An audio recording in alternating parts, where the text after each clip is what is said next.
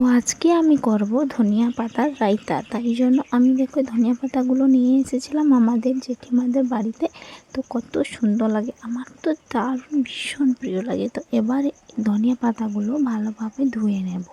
ধোয়ার পরে এবার কুচি কুচি করে কেটে নেব। কেটে নিয়ে এবার আমি ভালোভাবে ভেজে নেব। তো এখানে আছে নুন, জিরে, সর্ষে তেল, রসুন আর পেঁয়াজ। তো এবারে এগুলোকে দিয়ে একটু গ্রাইন্ডার করব। তো গ্রাইন্ডার মধ্যে কিন্তু আর মধ্যে রইবে একটু তেঁতুল। তো এবারে চলো গ্রাইন্ডারটা করে নিই।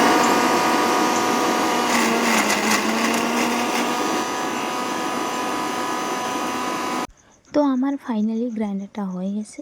তো এবার আমি খুলবো। সত্যি খোলার পরে যে গন্ধটা বার আছে, জাস্ট ওয়াও! তো তোমাদেরকে অবশ্যই দেখাচ্ছি, দেখো কালারটা এত সুন্দর এসেছে। তোমরা অবশ্যই ট্রাই করতে পারো।